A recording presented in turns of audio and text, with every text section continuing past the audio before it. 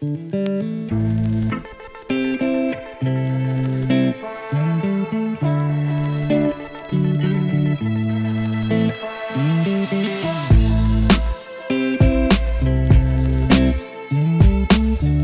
my beautiful friends. Welcome to Proper Madness. My name is Sabi, and I give a unique perspective on mental health by providing tools, guidance, and knowledge on how we can better understand ourselves, as well as our past and present experiences, and in doing so, we can help heal our mental health. I get to speak with a variety of individuals from around the world as they share their stories from their journey through their mental wellness so that it helps others stand strong and use their voice. Welcome back, everyone, to Proper Madness. Today, I am blessed and very happy to have Bryce on today's episode. He's such a lovely, wonderful, inspirational person that I found on TikTok. He's just awesome. So I'll let him introduce himself and tell you what he's about. Yeah, thank you so much for having me. First off, my name is Bryce Spencer-Jones. I'm a content creator on both Instagram and TikTok. I've been making content for, I want to say, like a year and a half, maybe a little bit over that, talking about everything from relationships to mental health, self-worth, everything in between, everything you can think of that is in the self-growth sphere, basically. But I would say that when I first started off making content, I didn't really have the plan of making content in the first place. I don't think anybody really does. It just kind of happened. So I want to say it was like the end of 2020, and I was just coming out of a relationship, and I just made a video on like ranting about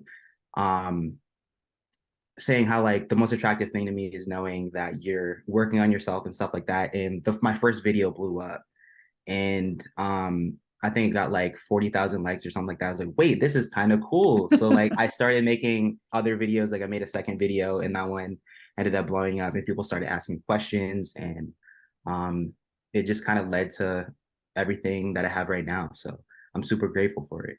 Oh, that's awesome. I didn't even know that because you seem so, in all of your videos, you're just so self-aware, and it's clear you're doing a lot of like healing work on yourself.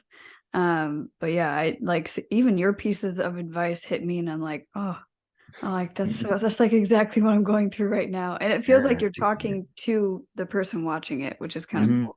So yeah, I think one thing that I find myself doing, and I think a lot of creators do it too, is like we talk about things that like connect with other people, but a lot of times we're doing things that like we're physically going through ourselves. So it's like if I'm talking about something, I'll talk about it in a way that's like, if it's something I went through, I'll just change the words to like you're going through this, you're going through that. And it's a way to kind of connect with people and validate their own experiences. And I think that's something that um I've always been kind of good at, just like validating people's experiences. And I'm kind of just using that in a way to spread what I have to say about like what I'm learning, basically. yeah. Oh, I like that. And well, that's how you learn by teaching in a weird way, right? And I think I have the same thing when I start, like I don't have a plan for any of my videos at all. I'll just start recording and talking, and then I start to figure things out as I'm talking, which is interesting. I don't know if you have the same thing. So I'm actually a writer. So a lot of the stuff that I put out is like I'm such a perfectionist. So everything that I put out is like I spend so much time just like listening to music and writing things out to the music. But it's usually what I'm going off of, and like I'll memorize what I'm saying and like I'll put it out. But like sometimes I will have videos where I'll talk about it, but it's just like I'm such a perfectionist. I want to make sure everything that I say is like what I'm feeling. Because I feel like a lot of times you see things about like people, they have conversations and they end up saying something that they don't exactly mean. So I want it to be as authentic to myself. So just the way that I find the easiest way for me to do that is just write it out, Oh, that's and awesome. then get out all the words that I don't really want to have in there, and put in all the good stuff that I want to put in there. I like that. I like that. Yeah. I too am a writer, so I connect with that. What got you? Is that something you've been doing like your whole life? Writing, is that like your outlet for anything? Um, no, not really. It wasn't like I feel like I've always gravitated towards writing, but I'm actually more of like a visual artist. So like photography, painting. I work in the film industry too. So it's like all of these different things visually. And writing was never really something that I dove into until I started doing content. Oh, that's And cool. it's always just been something that like I've been passionate about, just never taken the jump into. Mm, So it's something that social media has definitely brought out with me, where like I'm able to explore this different avenue of art in a way. And I feel yeah. like art is all connected anyways. We could have like another conversation on that. It's like I feel like Oh. all art is connected in a way where like you learn one thing and then they can bring it over to another medium. So yeah, Yeah, it's super because cool. art is our way of communicating to the world what we sometimes cannot like verbalize Yeah, sometimes, you exactly. know? It's tough as a creative person. Like, I feel like every creator or creative individual has something that they use to express themselves. But like Hmm. you said, when you're a creative person, it just when you have that flow and that way of expressing yourself, it can translate into like all these different avenues, which is like truly Exactly. wonderful. Like I'm the type of person too where like I'm super passionate about something and like I'll get so passionate about it and I'll spend so much time on it that I'll kind of just like run out of fire for it. So like I'll Mm, have to find different ways of being passionate about it. And it's like I actually saw this video. I forget what it was called exactly, but it's like being a very disorganized, passionate person. It's not usually like people you think about like a lot of people they talk about success where they have all of these routines and they're like they're very strict with their routines and like they have to go to the gym Monday through Friday and like all yeah. these other things and like they'll be hard on themselves if they don't actually hit these milestones. But like with a person that's creatively just like messy and like they're following their passions, they can't really do that because they'll lose their flame super easily. So it's like I'll have something that I'm interested in and then I'll shift over to like what I'm interested in over here and like over there. So Mm, it's like it's not exactly strong routine. I'm very bad at routine, but I think it's more just like following passions and still being consistent in a way. So mm, it's like I'll have on social media where like I'll post maybe like 5 times a week and then I'll have times where like I don't post for the entire week or I'll post like yeah. one or two times a week and like a lot of people they beat themselves up about it if they're not posting consistently or like they're not on the strict schedule. But I think it's more important just staying consistent and doing what you're passionate about. I think there's too much stigma around creators needing to create 24/7. I don't Mm-hmm. think it's feasible and you get burnt out quickly, like you said. Um, I like even I had experiences with that too. So I started normalizing like I was very passionate about YouTube and then I was like, I'm like, I don't know if this is my thing, and I'm not gonna do it just to cater to an algorithm. Same with Instagram, Mm-hmm. same with TikTok. They're all the same, right? They're all based off of an algorithm and what people Right. like and all the things. And it can get very cumbersome and tiring, and you lose Exactly. that creative like passion and fire of and your voice because you're going, I have nothing like you don't have if you don't have anything to say, you don't have to, you know? Mm-hmm. Yeah. So it's a lot of like talking to talk and creating just to create instead of the passion and the why underneath of it. Yeah, and I think especially as a creator, with so many different people spitting out different ideas, it's so important to have a strong sense of self, which is something that I talk about a lot in my content. Yeah. Is like everything's pretty much revolving around the self. And one of my favorite albums is by Lauryn Hill. It's like the MTV Unleashed live album. Mm, And in one of her interludes, she talks about how for the longest time she wasn't in this good headspace because she was creating for all these other people and she had like a huge team. And it wasn't until she actually started creating for herself first that she started finding peace. And like all over TikTok, there's a song. It's like she's talking about how she's got to find peace of mind. mm. Basically, it's in that album where she's talking about like it wasn't until she started focusing on the self that she started finding peace of mind. And I think that's so important when we're all healing that instead of focusing all on like other people where like a lot of people pleasers do, it's so important to just like slow down a little bit, like be like, hey, is this really what I want? Yes. And take the time to just slow down and become more grounded in yourself. I think a lot of people just don't know how to stay present because it's hard. It's Mm-hmm. really, really hard to stay present and be connected to yourself always, you know? Exactly. We live in a world that's like distractions constantly. Mm-hmm. Like our phones are lighting up, or people just stay busy to stay busy because they want to distract themselves mentally and emotionally. Mm-hmm. But how are some ways that you like to stay grounded within yourself through your healing process? What does that like look like? So I feel like, especially as a creator, it's really hard because on social media you get so many notifications. So like my number one thing is if I find myself, it happens to everybody. You'll be on social media, like I'm gonna check it for like 5 minutes, and an hour goes by, and you're on it still. It's like, oh wait, I gotta get off of this thing. So it's Yeah. like, I'll put my phone on do not disturb. I'll like put it on the charger upstairs, and I'll go work downstairs, type of thing. And also just I think going out in nature is something that like when I was younger, I always went on like hiking trips and whitewater rafting with my family. So like little things connecting with my inner child in a way, just doing things like going out in nature. Like sometimes I'll go to it's New Smyrna Beach, which is maybe like I live in Orlando, so it's like maybe like an hour north. And I'll go Mm. catch the sunrise over there. And it's perfect because it's right over the water. And I'll go like just anywhere out in nature, basically. And meditation is also another huge thing that has helped me find a stronger sense of self and just like learning about these different philosophies like stoicism and Mm. just other things like that.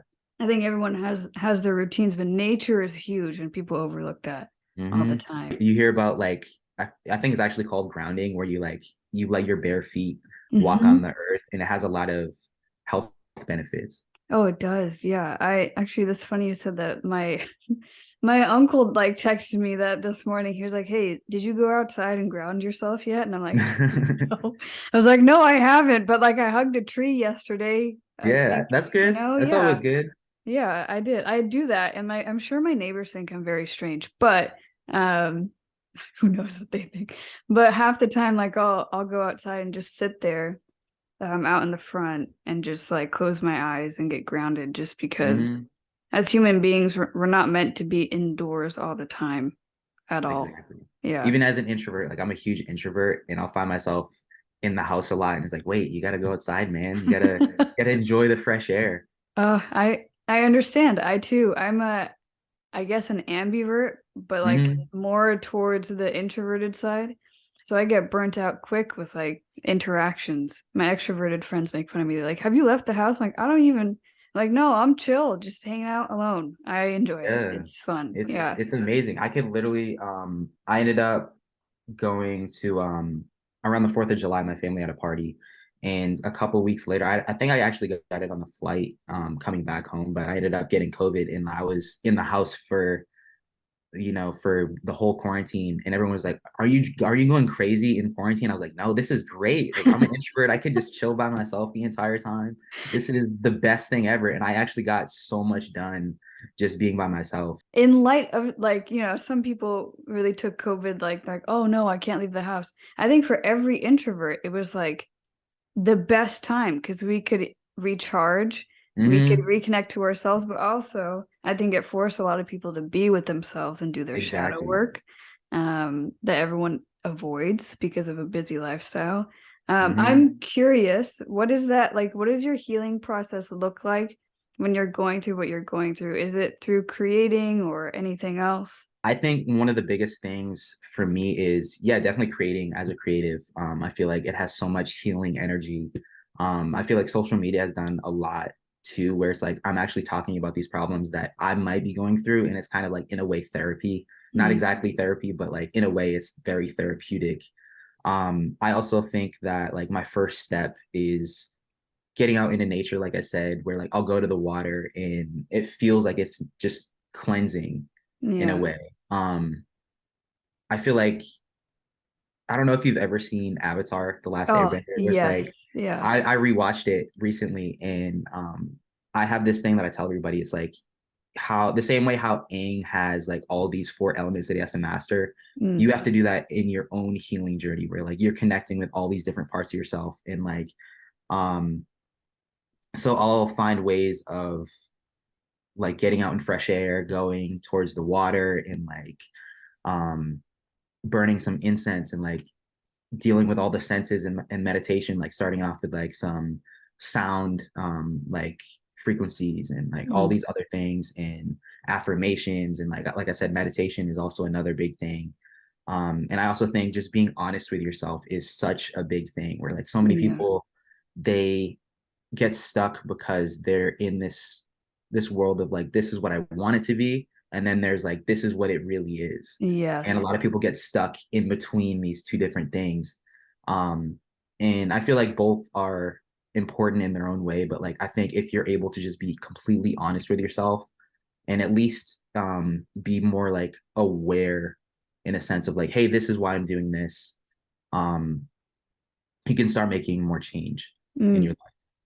I agree. I think, yeah, it's the self-awareness and accountability, life. you know. Accountability is huge. I think a lot of people miss that in their healing journey. It's funny because like in my healing journey, I very much was like, okay, let me heal from all the things that other people did to me, as Mm-hmm. opposed to let me check myself and go, hang on, where have there been times where I need to hold myself accountable and understand Mm-hmm. why I behave a certain way, maybe why I keep attracting to certain types of experiences and people, to shift it and change that behavior and then change your life, you know? So 100%. I've been dealing with that recently with accountability from like a recent situation. So I had to sit down and go, oh no, this time this was fully, I was like, this was fully me. I need to like self-reflect and dive in, but you can do it in a way of compassion, which I think Mm-hmm. a lot of people miss too. So, Yeah, I think compassion is also a very big thing when it comes mm, to healing, because people just beat themselves up all the time. And it's like, if you're not treating yourself like your best friend, where like obviously your best friends are gonna like make mistakes, and like you have those times when like they're going through a breakup or something, and they don't listen to any of your advice, and everything that you said is like, it happens, and they're all upset, is like, it's okay, like you're human. um and you kind of just like treating them like your best friend, but when it comes to yourself, usually people just beat themselves up all the time, yeah, and that's never really going to get you anywhere that you want to be. no, not at all. I would actually say um my first taste of going through my own like healing journey was when I was in high school. I had severe social anxiety and something called selective mutism, which anybody that doesn't know what selective mutism is, it's an anxiety disorder where if you're exposed to any triggers, then you basically become mute. Like you can't talk because your anxiety is so high. So for me, my trigger was anything that had to do with school. I don't exactly know like the reason behind it, but just school was super overwhelming for me.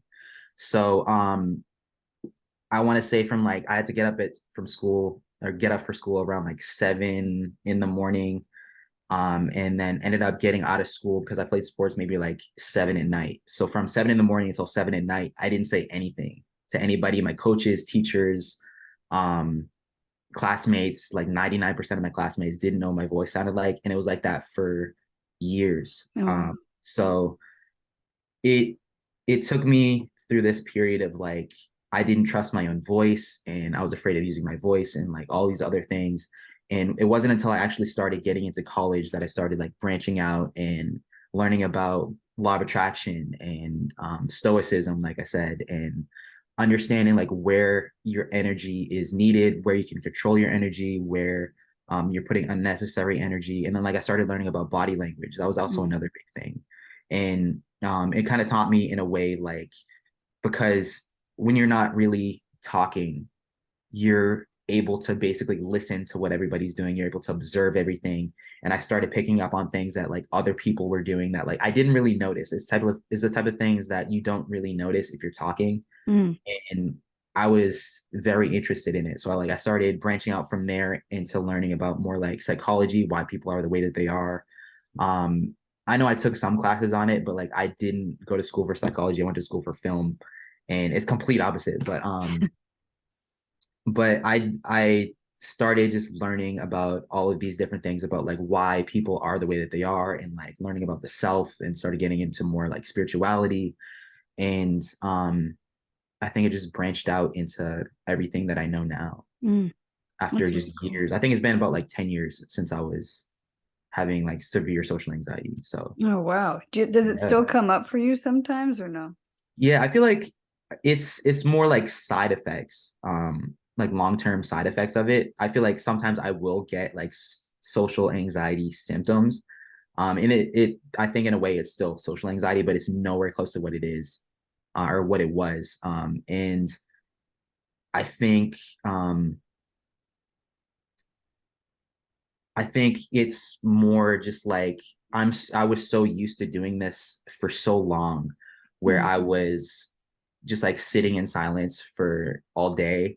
And then like if I got overwhelmed, I would kind of just like shut down and freeze basically. And Yeah. so like now if my social media runs out, I'll find myself more just like chilling by myself, and like I'll have to remind myself, I'll like become aware of it, and I'll have to remind myself like, hey, like you're doing it again. It's like, oh wait, yeah, let's go talk to some people. And Yeah. I'm able now to just like go up to random people and like have conversations. It's just more I think there's still a comfortability from what it used to be. Like there's still that part of me that's holding on, Mm. um that I'm I don't want to say I don't want to say like I'm still part of like that social anxiety sphere, but it's just I don't know, it's harder to explain. Like No, I'm I get still it. yeah. Yeah, it's there's still going to be like with depression or anything, right? Mm-hmm. Just because you get rid of like the main overwhelming parts of it Mm-hmm. doesn't mean that little tidbits aren't still going to like trickle down Yeah, from 100%. time to time, into your life or like what you're doing and your daily Mm-hmm. interactions. But I think it's like what you said, you're very self-aware of it, which is what matters. So when you Mm-hmm. catch yourself slipping back, you're going, "Oh, wait a second.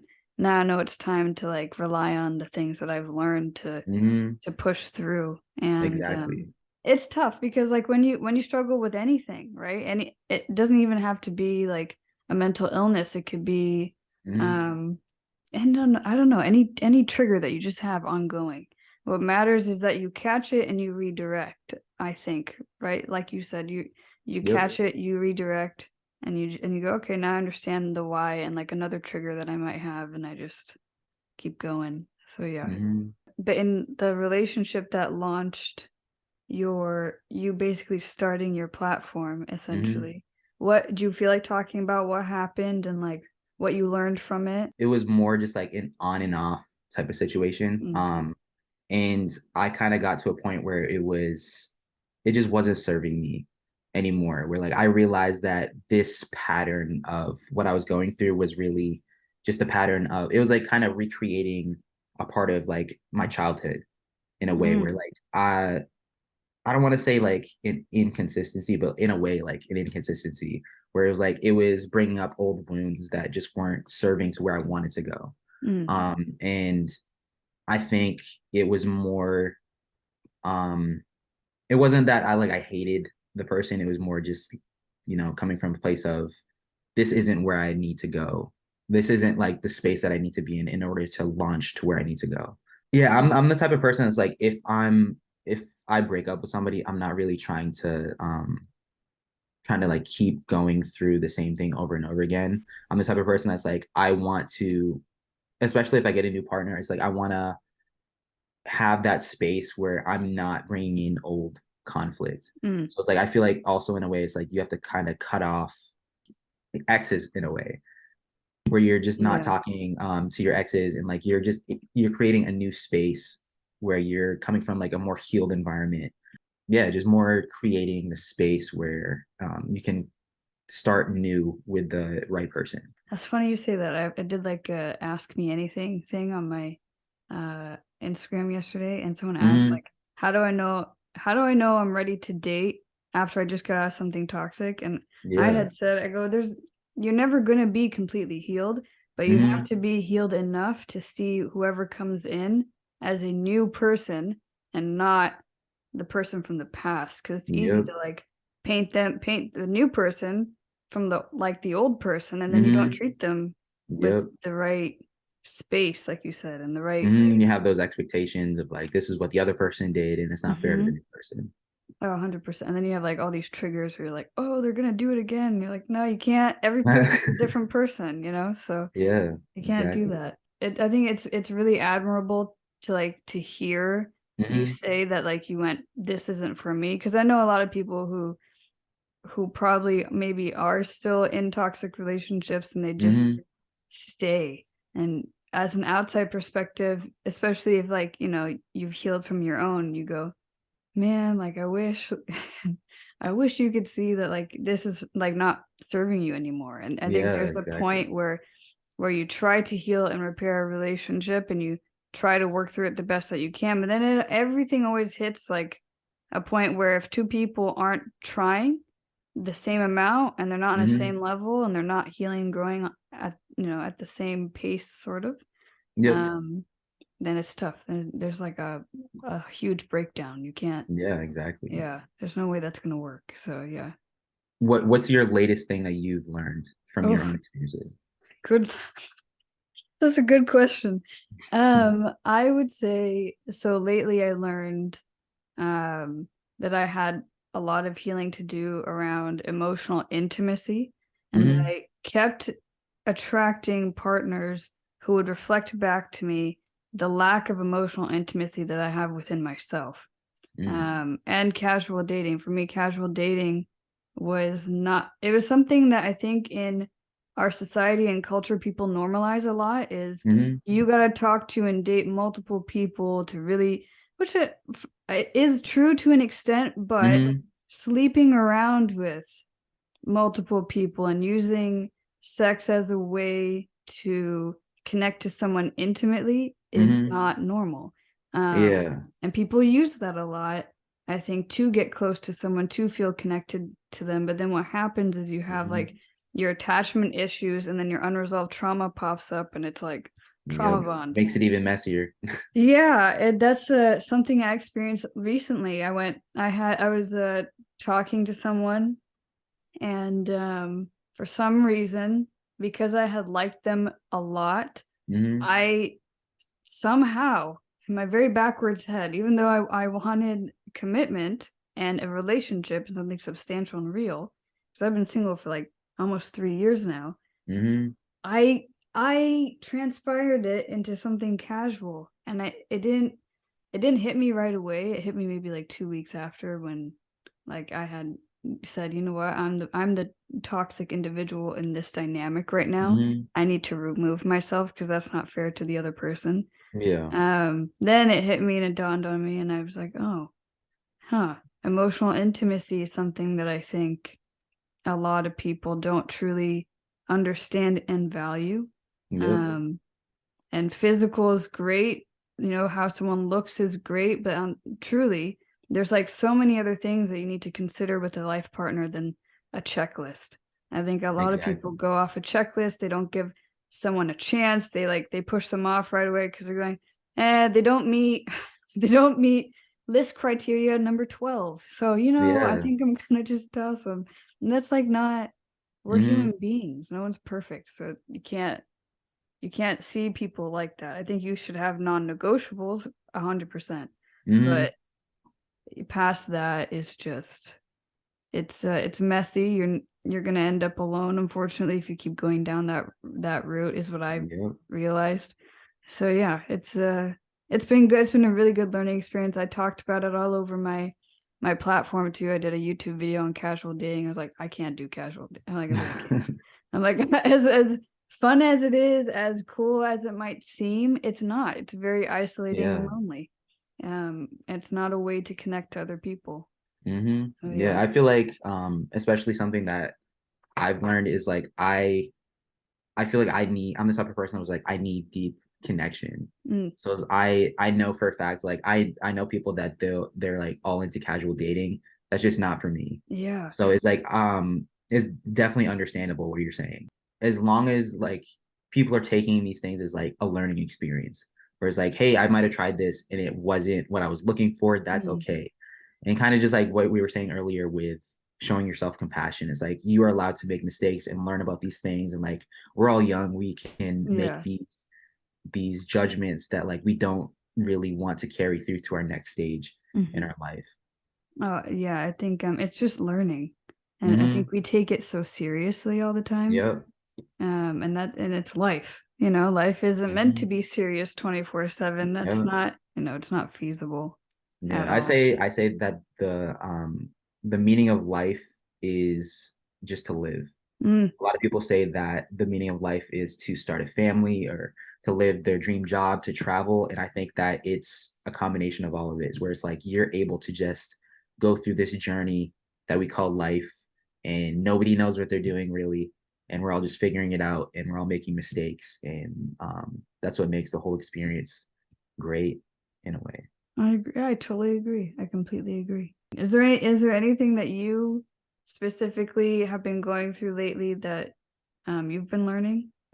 My latest thing is I'm working on a YouTube, and I'm trying to figure out all the ways that I want to get it to show off my creative vision and all of these other things. And I'm realizing that like as an artist, or just not even just with me, but like with a lot of people that are around me, because I have a lot of friends that are artists, is like we're all going through it where we get stuck in this period of we're working on it, but like we're really stuck in our own minds. We're like, we're not really working on it at the same time.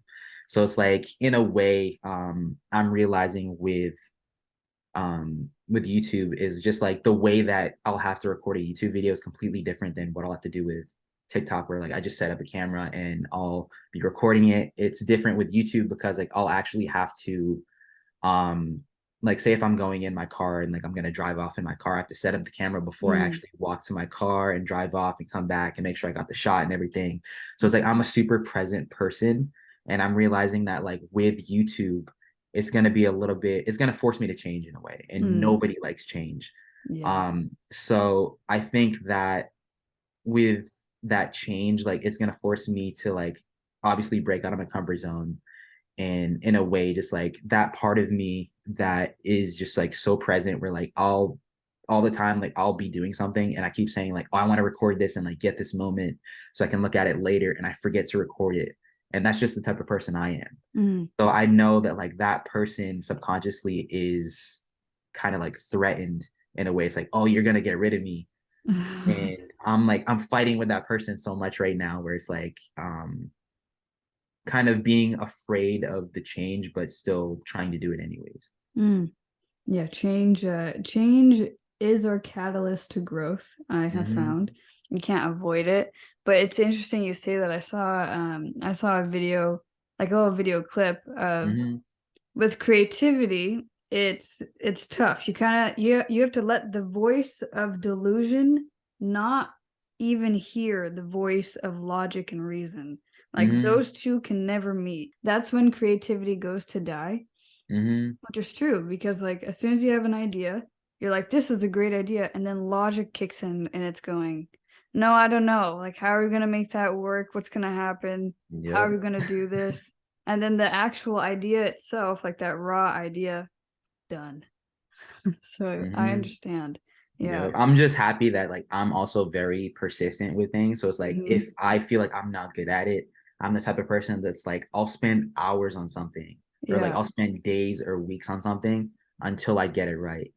Which Yeah. in a way like it can be limiting, but it's also from like a place of curiosity, where I know like even if I spend all this time kind of just like in a way stalling and like fighting with myself, that I'll eventually get it done. Mm. I think it's just more of winning against that other side of myself that's trying so hard to just like to live, compared to Yeah. like changing into this person that I need to be to get to where I want to go. Yeah. I think maybe they can come together too. You know, they can meld. Yeah.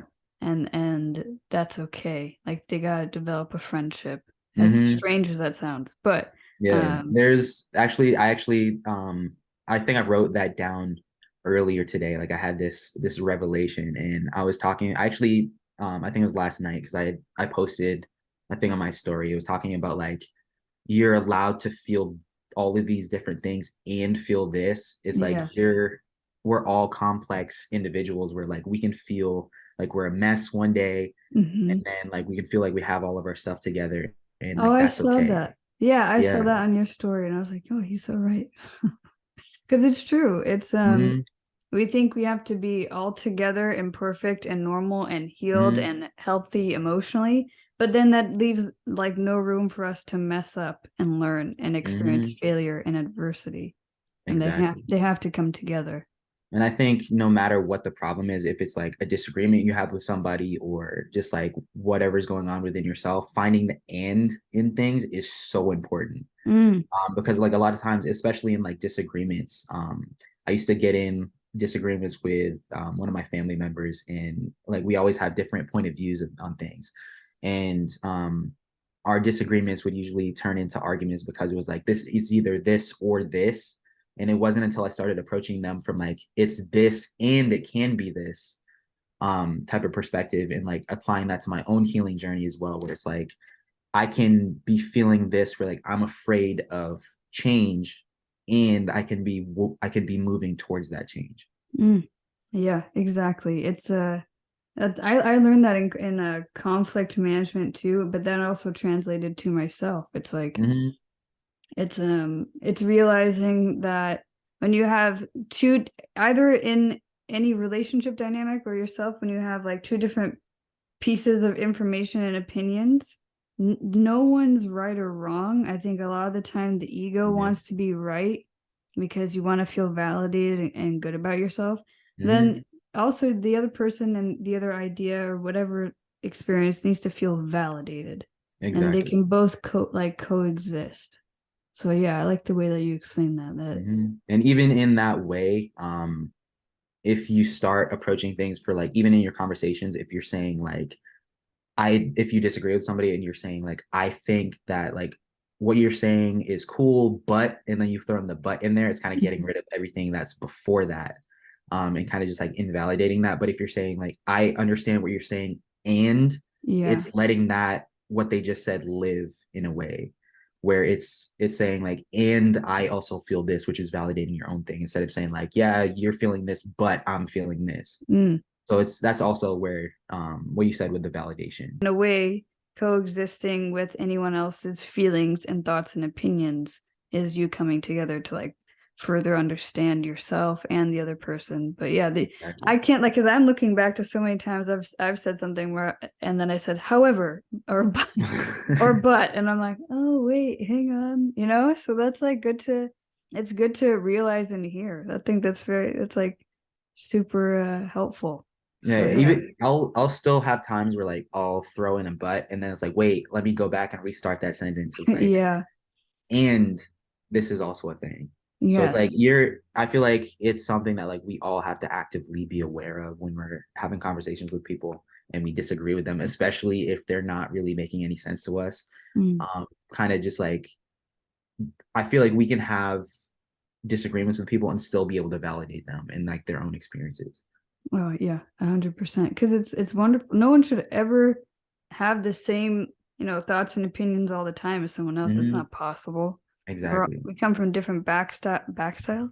We come from different backgrounds and life experiences. So there's no way that's gonna happen. Mm-hmm.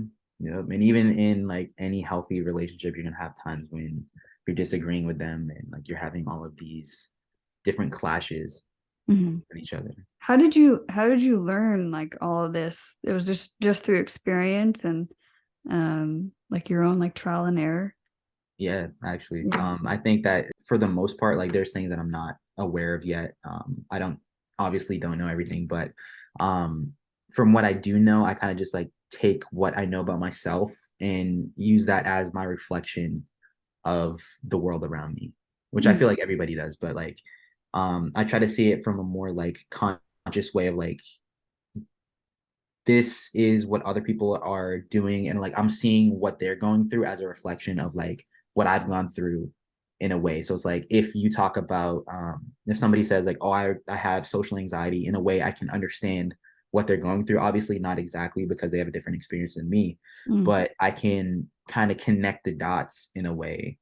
And I'm just using the reality around me as a way of just like an extension of myself and like what I see in myself. I really like that. That's a really Thank good you. way to look at that. I feel like personally from like my own experiences where I went through social anxiety that in a way it's paved the way for like where I'm going right now, and like with my whole thing with social media, um I wouldn't be able to go through what I'm going through. I mean, yeah, I wouldn't be able to go through what I'm going through if I haven't gone through what I went through. So in a way, how do you feel like what you went through is kind of getting you to where you are going? If that makes sense. No, that's a really good question. I gotta think. That's a good one.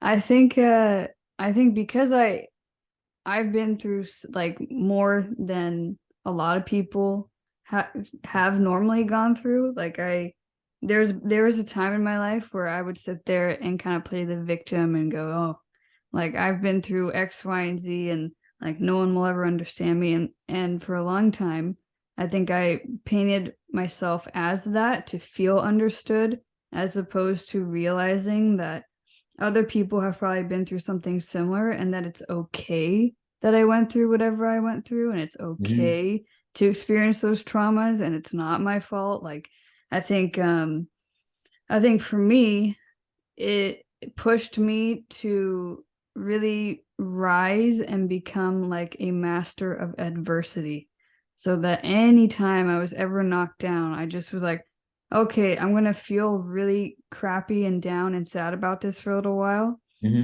But then I always change. I'm like, okay, so now what's the next step? So anytime I face any sort of adversity or setbacks, it's launched me to understand that whatever comes up also does come down, and that's life, you know.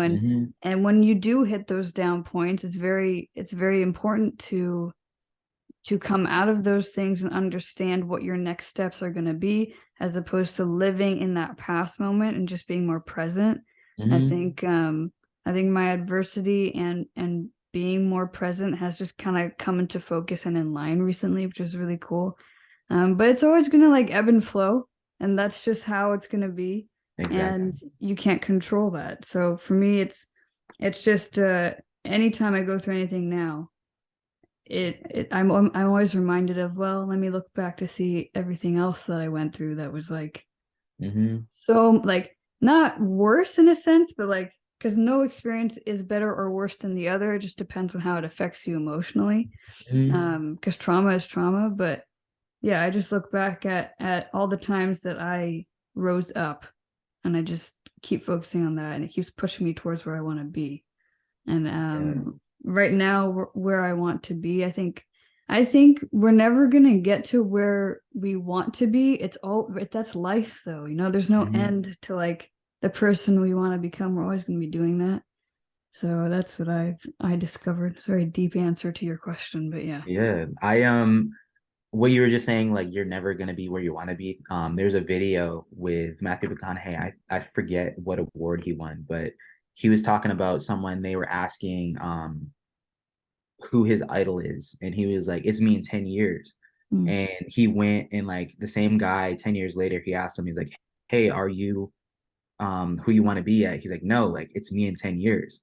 And then he was like, "I'm never going to be who I want to be because I'm always chasing the person that I'm going to be in 10 years.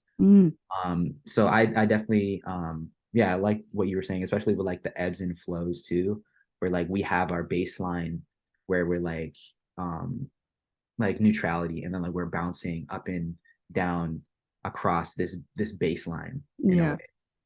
Oh yeah, 100%. That's how life is. I think people avoid the lows instead of embracing them.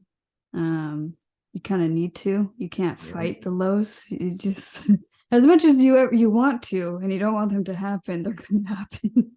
So you have to get comfortable being uncomfortable. You know, exactly.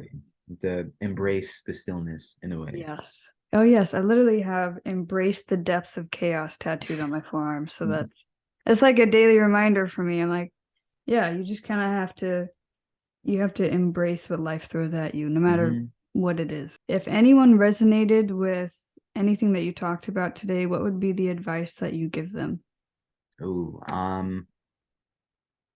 Let's see. I think one of my favorite poems is Our Deepest Fear by Marianne Williamson. And it goes, "Our deepest fear is not that we're inadequate. Our deepest fear is that we're powerful beyond measure. Our light, not our darkness, most frightens us. You serving small does not serve the world. There's nothing enlightened about shrinking so that other people won't feel insecure around you. We're all meant to shine as children do. As we let our own light shine, we unconsciously give other people permission to do the same. as we're liberated from our own fear, our presence automatically liberates others. And I would say that that poem is a perfect representation of, if you want to change the world, first you have to have change within yourself. If you want to connect with other people, then you first have to connect with yourself. And by shining your own light in a way, like what she's talking about, it's, you're able to inspire other people, and like by being authentic, right? So like by literally just talking about things that I'm going through, or like what a lot of creators do, um they're able to connect with all these people and help other people. And I think that just leading by example, doing what's right for you, and like anybody that you want to help out there, it all starts with just like embodying yourself and being as authentic to yourself as possible. You want to tell people like where they can find you and like, Yeah, for sure. yeah. So on TikTok you can find me at Bryce Spencer-Jones, BRYCE Spencer Jones. On Instagram it's the Bryce Spencer. And then that's it so far, because I don't have a YouTube yet. Oh, what about your podcast? Do you have a Oh podcast? yeah. So I am not as consistent with my podcast, so I give you props. But my podcast is the Unstuck Yourself podcast on both Apple and Spotify. Well, thank you for coming on. I really appreciate it. This was Yeah, like, thank you for having me. yeah, this is a really good conversation. Thank you so much for listening. And remember, you have to go through the eye of the storm to see the clear horizon ahead. Thanks so much, guys, and I'll see you next week.